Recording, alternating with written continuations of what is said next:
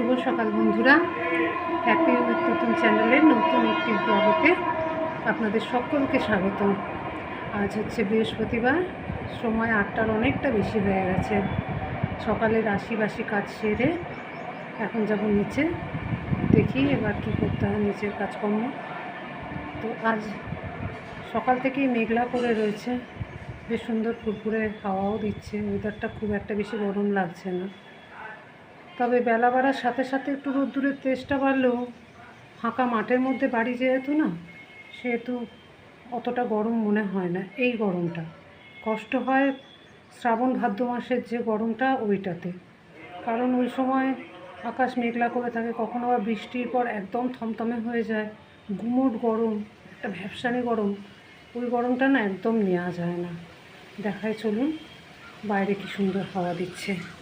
জানলাটা দিয়ে দেখলে পরে এখানে একটা কাঁঠাল গাছ আছে, বাইরেটা খুব সুন্দর হাওয়া দিচ্ছে। আর একটা জিনিস দেখায় আপনাদেরকে, সেটা হলো এই দেখুন লিচুগুলোর অবস্থা। বড় হয়নি লিচুগুলো, অথচ কালার এসে গেছে।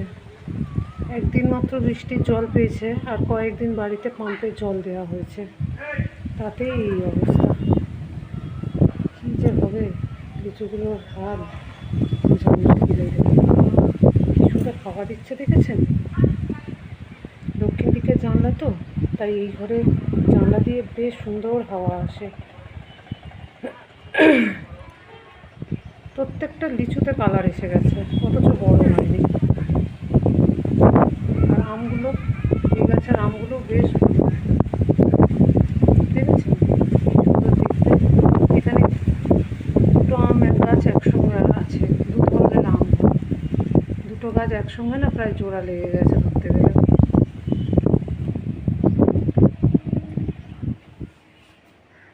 সব ঘরগুলো ঝাঁট দেওয়া হয়ে গেছে।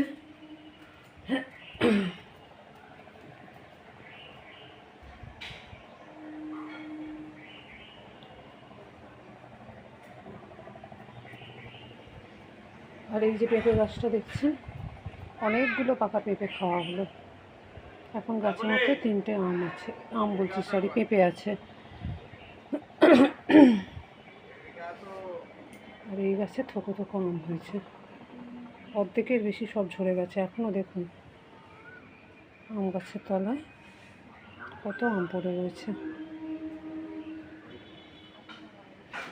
সব থেকে মজার ব্যাপার, একটা জিনিস দেখায় যে বাবা কত রকমের আচার স্টক করেছে।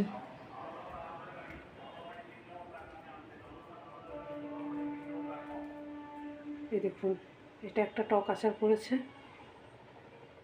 এইখানে একটা টক আচার, আর এইগুলো আম শুটকি মতন করে রেখেছে, ঠিক আছে। আর এইটা করেছে গুড় আম।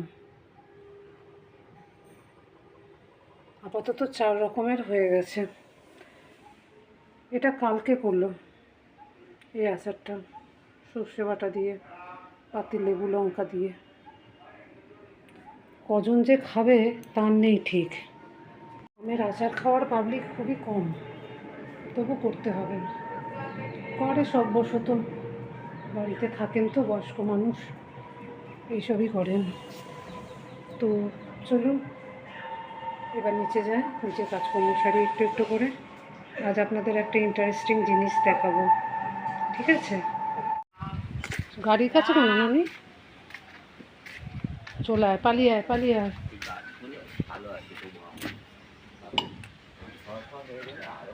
ছি ছি, নেংটু নেংটু কি খেয়েছিস সকালে? দেখো দেখো দেখো, দিন পর চলে এসেছি কাঠে রান্না করতে। এখানে মা ভাত বসিয়ে দিয়ে গেছে, মাঝে মাঝে জালটা একটু উস্কে দিচ্ছি। আর যে তরকারিগুলো হবে সেগুলো এখানে কেটে রেখেছি। এই যে বাবা সব গোছ করে কাঠ শুকিয়ে শুকিয়ে রেখে দিয়েছে। আর এই দেখুন কাঠ, সালাতেও কত কাঠ রয়েছে।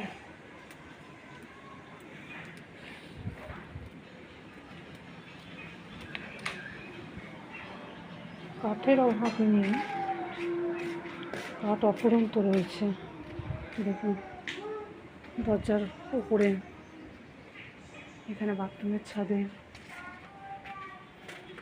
আর দুদিন আগে যে বৃষ্টি হলো খুব ঝেঁপে, সেই জল পাওয়াতে গাছগুলো কীরকম চচ্চর করে বেড়ে গেছে শুধু দেখুন।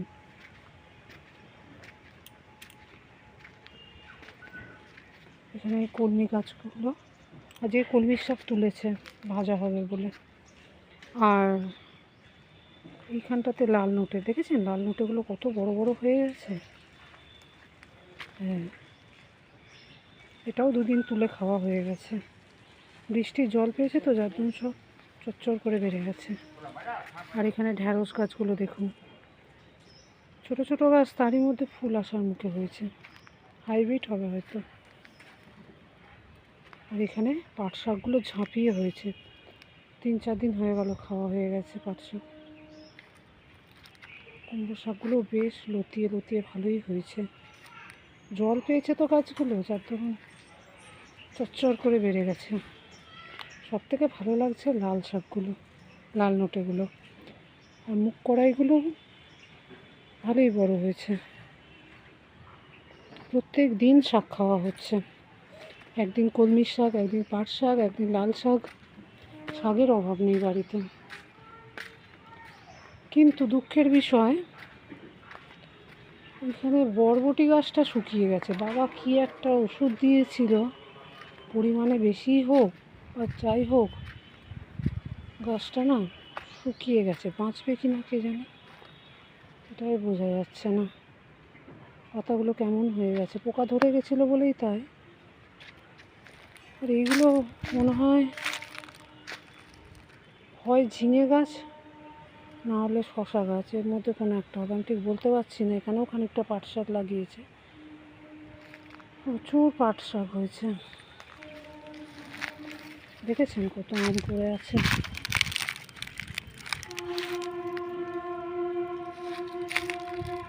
একটু বড় হলে বা পাকলে তো তবু খাওয়া যায়। এইটুকুনি আম গাছ, আমগুলো কি কাজে লাগবে দেখুন, কীরকম হলুদ হয়ে সব ঝরে পড়েছে আম।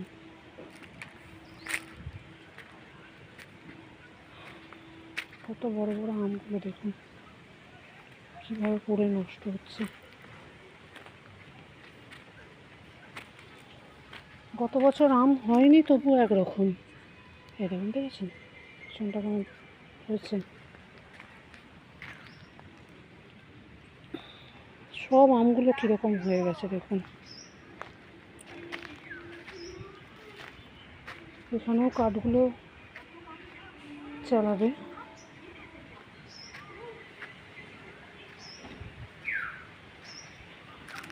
কত আম পড়ে আছে দেখুন।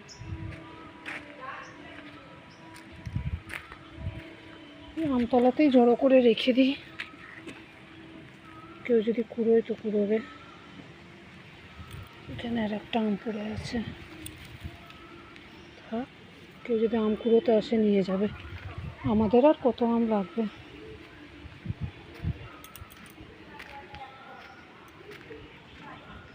কড়াটাতে একটু মাটি আর সার বুলিয়ে রাখলে কি হয়, কালিটা মাজতে গেলে পরে কড়াটা চট করে উঠে যায়। এই মাটিগুলো বড্ড শক্ত হয়ে গেছে, একটু নরম মাটি দেখি। এই মাটিটা হবে না, কোথাও একটু নরম মাটি পাই কিনা দেখি, তাহলে পরে মাজলে চট করে কালিটা উঠে যায়, অসুবিধা হয় না। একটু নরম মাটি যে কোথায় পায়, সদ্য সদ্য জল দিয়েছে এরকম জায়গা থেকে একটু মাটিটা নিতে হবে।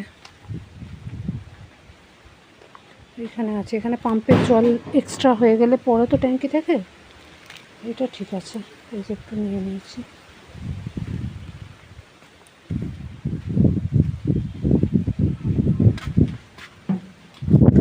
এত হাওয়া দিচ্ছে, উনুনটা ঠিকঠাক জ্বলছে না হাওয়াতে। ফাঁকা মাঠ তো চারপাশে, বাড়িতে হাওয়াটা খুব সুন্দর দেয়। এই যে কড়াতে একটু সার দিয়ে রেখেছি, এবার মাটিটা দিয়ে বুলিয়ে দেবো। একটু জল হাত করে নিই, তাহলে ভালো হবে।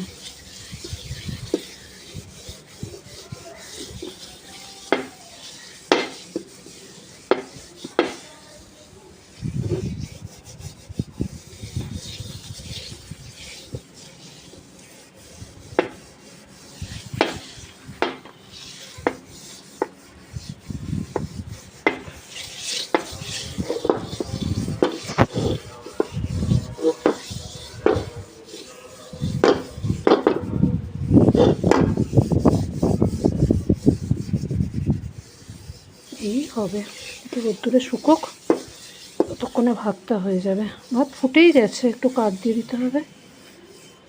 একটা মশলা করার আছে, শিলটা পেতে মশলাটা করে নিই। সব কিছু জোগাড় করে নিয়ে বসলে কি হয়, কাঠের জালে তো খুব তাড়াতাড়ি রান্না হয়ে যায়। থাক, এখানটা একটু রোদ পাক, হয়ে যাবে।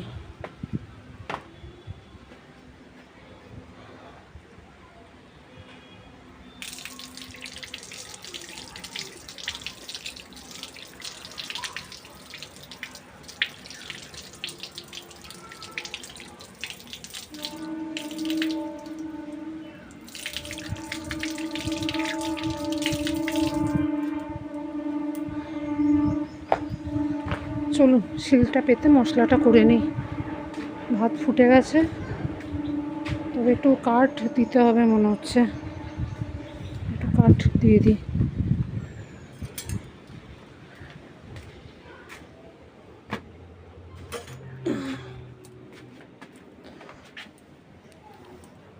বাবা থাকলে এত জোরে বেশি কাঠ দেয়, এত দাও দাও করে জ্বলে, ভাতে ফ্যান পড়ে ভাতে ফ্যান সব শুকিয়ে যায়। ওই জন্য মা চট করে বাবাকে কাঠের উনুনে জাল দিতে বলে না। এই যে ভাত ফুটেই গেছে, হোক, ততক্ষণে মশলাটা করে নিই, দিয়ে কাঠের রান্নাটা করব। এখানে ভাতটা হাঁড়ি উপর করে দিয়েছি, দিয়ে বেগুনগুলো ভেজে নিচ্ছি।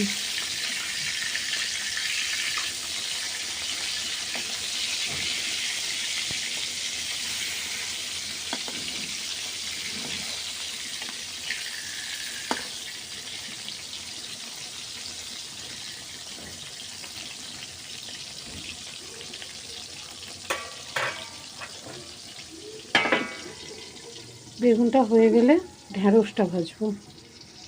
বেগুনটা ভাজা হয়ে গেছে, ভাজছি এবার কড়াইতে। ঢ্যাঁড়সটা একটু কালো জিরে ফোড়ন দিয়েছি, আর কাঁচা লঙ্কা কুচিয়ে দিয়েছি। নুন হলুদ এখনও দিইনি, পরিমাণ মতন দেবো খানিকটা ভাজার পর। আর এখানে ভাতের হাঁড়িটা উপর করে দিয়েছি। এখানে আমার ঢ্যাঁড়স ভাজা হয়ে গেছে, কড়াইতে দিয়ে দিয়েছি কলমির শাক, এটাও কালো জিরে কাঁচা লঙ্কা কুচিয়ে দিয়েছি। আজকে যেহেতু বৃহস্পতিবার, পেঁয়াজ রসুনের কোনো বালাই নেই, সেই জন্য কালো জিরে আর কাঁচা লঙ্কা ফোড়ন দিয়ে এটাকে ভাজবো। এটা ভাজা হয়ে গেলে ডাঁটা দিয়ে আলু দিয়ে পোস্ত হবে। দেখুন আমার কলমির শাক ভাজা, ঢ্যাঁড়স ভাজা, বেগুন ভাজা হয়ে গেছে। দেখেছেন তো, কাঠে একটু জোগাড় করে নিয়ে বসলে কত তাড়াতাড়ি হয়ে যায়। ভাত হয়ে গেছে, আর এখানে ডাঁটা আলু পোস্তটা করবো বলে ডাঁটাটা আর আলুটা একটু ভেজে নিচ্ছি। এই দেখুন আমার 3টে ভাজাই কমপ্লিট হয়ে গেছে। তো চলুন এবার পোস্তটা করলেই আমার রান্না শেষ। বাবা এটা আদা সোঁট লেবু দিয়েছে, কম হয়েছে লেবু, জলটা চুয়ে গেছে তো, টেস্ট নেই, ওই জন্য আবার 4টে। তাহলে এটাকে আবার রোদে দিয়ে শুকোতে হবে তো। লেবু দিয়ে এখানে টক না হলে পরে হয় না, রাখতে হবে এটাকে। কী রাখবেন, কী নেবেন? এই জলটাকে বাদ করবো ওখান থেকে। বন্ধুরা পোস্তটা মা নামিয়েছে, আমি তখন উঠোনটা ঝাঁট দিচ্ছিলাম, সেই জন্য আর দেখাতে পারিনি। এই যে পোস্ত, ডাঁটা আলু পোস্ত হয়ে গেছে, রান্না সব কমপ্লিট। এবার যাব স্নান করতে। বাবান চান করবি না? বাপরে ঘাম ছুটে গেছে। সব রান্না হয়ে গেছে বন্ধুরা, এবার যাব স্নান করতে। মোবাইলটা চার্জে বসাবো, রোজ এই টাইমেই চার্জে বসায়, চার্জ থাকে না একদম। মোবাইলটা খারাপ হয়ে যাচ্ছে, চার্জও বেশি থাকছে না। একটু কিছু গান শুনলে, ভিডিও করলেই ব্যাস চার্জ শেষ হয়ে যাচ্ছে। তো চলুন স্নানটা সেরে আসি। বন্ধুরা বিকেল এখন 4টে মতন হবে, মানে বেশ অগরে ঘুমোচ্ছি। হঠাৎ করে ছেলেও আমার পাশে ঘুমোচ্ছিল, তাড়াং করে উঠে লাফিয়ে দেখছি আমার পাশ থেকে উঠে গেল। আমি তো কিছু বোঝার আগেই দেখছি ও দুপ দুপ করে ছাদে এলো, ধুম ধুম করে জানলাগুলোকে বন্ধ করে দিল, জামাকাপড় তুলছে। তারপর বাইরে জানলাটা দিয়ে দেখছি যে আকাশে কালো মেঘ করেছে। গেল ঘুমটা ভেঙে। বললাম কোথায় মেয়ে কোথায় কি, বুঝুন ছেলের কাণ্ড। লাফিয়ে ঝাঁপিয়ে ছাদে আচার ছিল, সেই আচারটাকে তুলেছে, জামা কাপড় বারান্দায় ছিল সেগুলোকে তুলে সমস্ত জানলা দরজা বন্ধ করে ফেলেছে। আমি বলছি হ্যাঁ রে, জানলা দরজা বন্ধ করলি কেন? না, ঝড় উঠলে ঘরগুলো প্রচণ্ড ধুলো হয়ে যাবে তাই। নাও, কোথায় মেঘ কোথায় কি, তার আগে ওইসব কাণ্ড করলাম। তো আমি এখন ছাদে চলে এসেছি। চলুন দেখায় দূরের আকাশটা।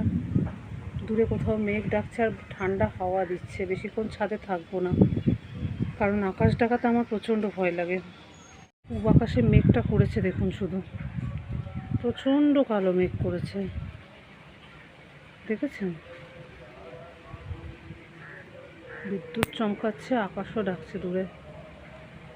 পূব দিকটার বৃষ্টি হচ্ছে মনে হয়, এই দিকটা সেরকম মেঘ নেই, কিন্তু পূব দিকটা মনে হচ্ছে ঢেলে বৃষ্টি হচ্ছে। সব ভালো, কিন্তু আকাশ ডাকলেই আমার প্রচণ্ড ভয় করে। আর এদিকে ছাদ থেকে লিচুগুলো দেখুন, দেখেছেন? সব রং এসে গেছে, সাইজে একটুও বড় হয়নি, অথচ সব রং এসে গেছে। তাই কাক পাখি ঠুকরে ঠুকরে খাচ্ছে, খেয়ে নিচ্ছে। রাত্রিবেলায় বাদুড়ে খাচ্ছে। আমি এখনো একটাও দাঁতে কাটিনি। যা টক, বাপরে, দাঁত পুরো আমলে যাবে। বাবা কালকে পেরে দু একটা মুখে দিচ্ছিল, দিয়ে আমাকে বলছে যে একটা খেয়ে দেখো। এই দেখুন, বাদুড়েতে না ইঁদুরেতে এই সানসেটের ওপর খেয়ে ফেলেছে, দেখেছেন? দানা খোলা সব পড়ে আছে। বেশ ঠান্ডা হাওয়া দিচ্ছে। এদিকে পশ্চিম দিকটাতেও মেঘটা ভালোই করেছে।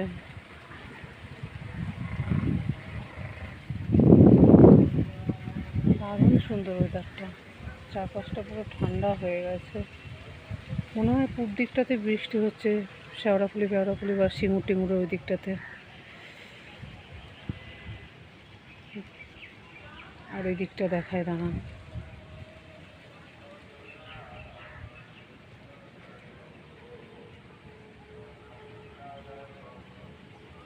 মাঠের তিল গাছগুলো না সব শুকিয়ে গেছে, মাটিগুলোতেও জল দেয়নি, সব শুকনো করা হয়ে গেছে। আর যদি বৃষ্টিটা হয় গাছগুলো একটু চচ্চর করে বাড়বে। আর এই দিকটা হচ্ছে পিছনে ডোবার পা।